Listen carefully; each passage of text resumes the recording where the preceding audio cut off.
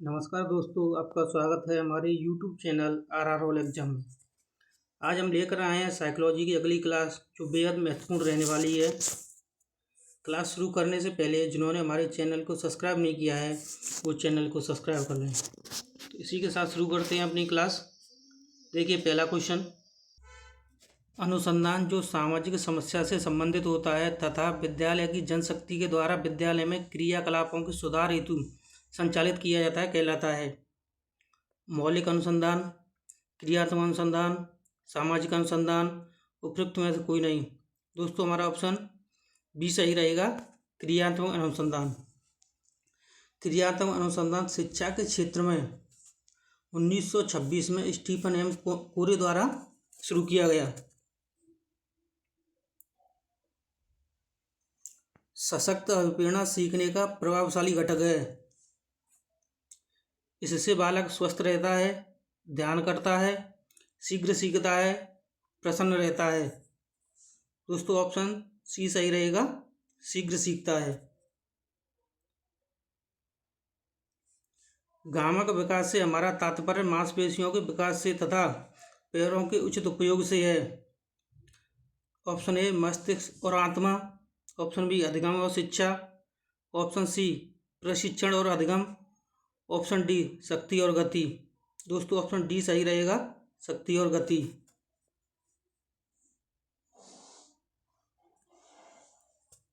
छात्रों में चोरी करने की आदत को दूर किया जा सकता है बालकों को पारितोषिक देकर, उदाहरण देकर, ताड़ना देकर और सजा देकर। दोस्तों, ऑप्शन बी सही रहेगा, उदाहरण देकर। ऐसे बालकों को ईमानदारी के किस्से, कहानियां सुनाकर, उदाहरण देकर चोरी की आदत को दूर किया जा सकता है।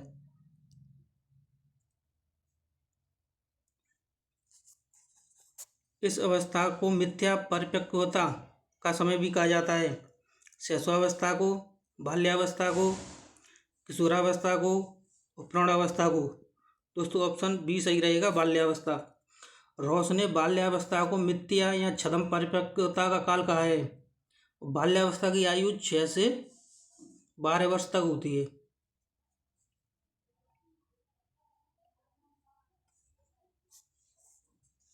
निम्न में से कौन सा तनाव को कम करने का अप्रत्यक्ष ढंग है? विश्लेषण और निर्णय, रुकावट को दूर करना, दूसरे लक्ष्यों का प्रतिस्थापन, उदात्तीकरण। दोस्तों, ऑप्शन डी सही रहेगा, उदात्तीकरण। समायोजन की 2 प्रकार की विधियां होती हैं, एक प्रत्यक्ष, दूसरी अप्रत्यक्ष।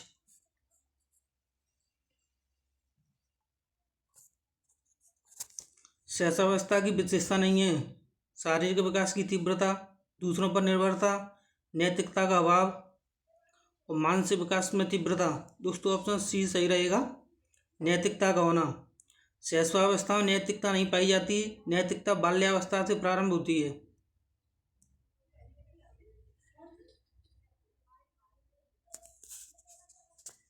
NCF 2005 में कला शिक्षा को विद्यालय में जोड़ने का उद्देश्य है सांस्कृतिक विरासत की प्रशंसा करना, छात्रों के व्यक्तित्व और मानसिक स्वास्थ्य को विकसित करना, ये भी दोनों। जी हाँ दोस्तों, इसमें हमारा ऑप्शन डी सही रहेगा, उपरोक्त दोनों। अप्रत्यक्ष पद समस्या का उपयोग किस श्रेणी के प्रयोज्यों के लिए किया जाता है? बच्चों, प्रौढ़, चिड़िया, पशु। दोस्तों, ऑप्शन बी सही रहेगा, प्रौढ़।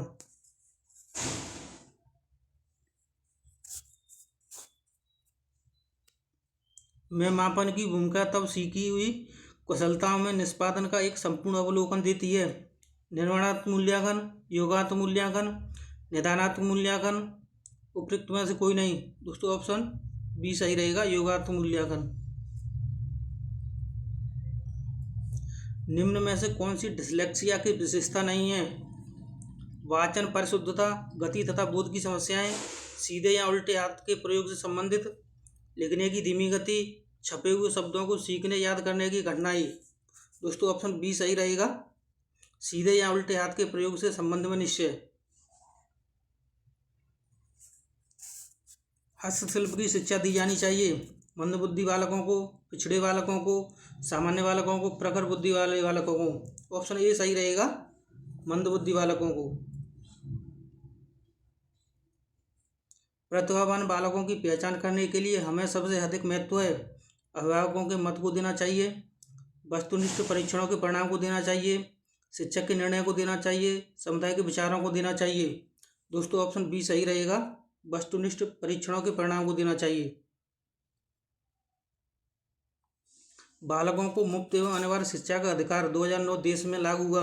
1 अप्रैल 2009, 1 अप्रैल 2010, 1 नवंबर 2009, 1 नवंबर 2010। दोस्तों ऑप्शन बी सही रहेगा, 1 अप्रैल 2010। इसके द्वारा 6 से 14 वर्ष के बालकों को निःशुल्क एवं अनिवार्य प्राथमिक शिक्षा उपलब्ध कराई जाती है। जब बालक की परीक्षा द्वारा मापी गई योग्यता के सही मूल्यांकन में स्थायित्व होता है तब उस परीक्षा को कहते हैं वैधता, विश्वसनीयता, वस्तुनिष्ठता, उपयुक्त में से कोई नहीं।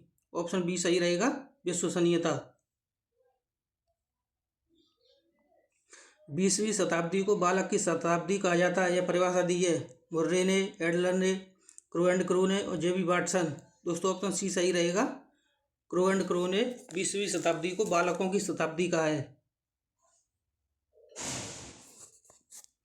मनुष्य जीवन का आरंभ मूलतः घटित होता है 2 कोष से, केवल 1 कोष से, कई कोष से, कोई कोष से नहीं। दोस्तों ऑप्शन बी सही रहेगा, केवल 1 कोष से। इस कोष को युगोनज या संयुक्त कोष कहा जाता है। चिंतन क्या है? प्रतीकों का प्रयोग, भाषा का प्रयोग, प्रत्यक्ष प्रक्रिया, संप्रत्य अधिगम। दोस्तों ऑप्शन ए सही रहेगा, प्रतीकों का प्रयोग। चिंतन की सिल्वरमैन ने एक परिभाषा दी है। यह परिभाषा है चिंतन एक मानसिक प्रक्रिया है जो मानव को उद्दीपक तथा घटनाओं के प्रतीकात्मक चित्रण द्वारा इस समस्या के समाधान में सहायता करता है।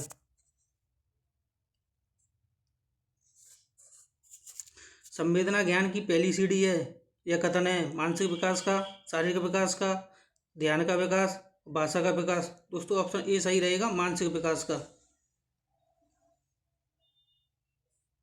समस्या के अचानक समाधान की वकालत करने वाले सिद्धांत का नाम है सक्रियता सिद्धांत, सूचका सिद्धांत, प्रत्यक्ष भूल का सिद्धांत और अनुबंधन। दोस्तों ऑप्शन बी सही रहेगा, सूचका सिद्धांत। इसके प्रवर्तक जर्मनी के मैक्स बर्दीमर, कोहलर और कोफा तीनों ही हैं। परिपक्वता इत्यादि से व्यवहार में उत्पन्न परिवर्तन को भी अधिगम कहा जाता है। यह सही है, हाँ, नहीं, अनिश्चय, कभी कभी। दोस्तों इसमें ऑप्शन ए सही रहेगा, नहीं। अधिगम अभ्यास या अनुभव द्वारा व्यवहार में होने वाला परिवर्तन होता है। निम्न में से कौन सा सीखने का सही स्तर है? जी हाँ दोस्तों, बताना है निम्न में से कौन सा सीखने का सही स्तर है। Option A, option B, option C, option D. इसमें हमारा ऑप्शन सी सही रहेगा। तथ्य, सूचना, ज्ञान प्राप्त करना, बोध और प्रज्ञान।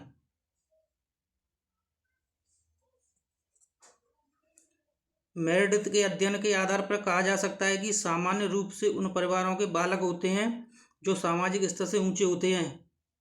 कम स्वस्थ एवं विकसित, अधिक स्वस्थ एवं विकसित, अधिक स्वस्थ कम विकसित, स्वस्थ नहीं पर विकसित। दोस्तों ऑप्शन बी सही रहेगा, अधिक स्वस्थ एवं विकसित।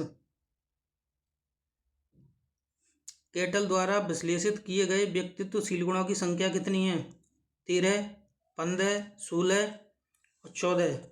दोस्तों ऑप्शन सी सही रहेगा, 16। केटल ने 16 शील गुणों को महत्वपूर्ण माना है तथा इन्हें मापने के लिए एक विशेष प्रश्नावली तैयार की जिसे 16 PF कहा जाता है।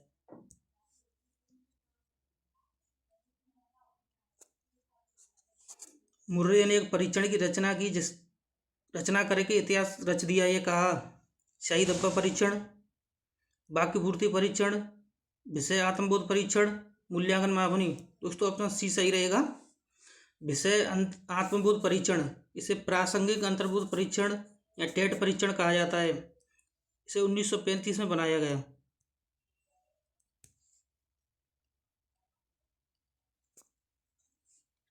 व्यवहारिक बुद्धि को कहा जाता है मूर्त बुद्धि, अमूर्त बुद्धि, संज्ञानात्मक योग्यता, सामाजिक बुद्धि। दोस्तों ऑप्शन ए सही रहेगा, मूर्त बुद्धि। थॉर्नडाइक ने बुद्धि को 3 भागों में बांटा। इनमें एक मूर्त बुद्धि, अमूर्त बुद्धि और सामाजिक बुद्धि।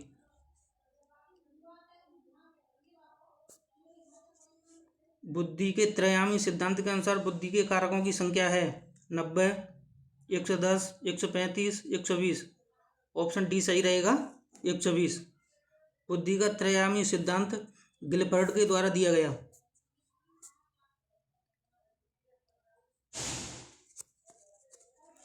व्यक्तिगत भेद में हम पाते हैं कि विचलनशीलता, प्रतिमानता, ए बी दोनों, उपयुक्त में से कोई नहीं। दोस्तों ऑप्शन सी सही रहेगा, ए बी दोनों। परिवेश की वस्तु जिसे प्राणी प्राप्त करने का प्रयास करता है कही जाती है प्रबलन, प्रेरक, उद्दीपक, प्रलोभन। ऑप्शन बी सही रहेगा, प्रेरक। उपलब्धि परीक्षण दिए जा सकते हैं 2 प्रकार से, 4 प्रकार से, 6 प्रकार से, 3 प्रकार से। दोस्तों बोर्ड द्वारा इस प्रश्न को डिलीट करके बोनस दिया गया।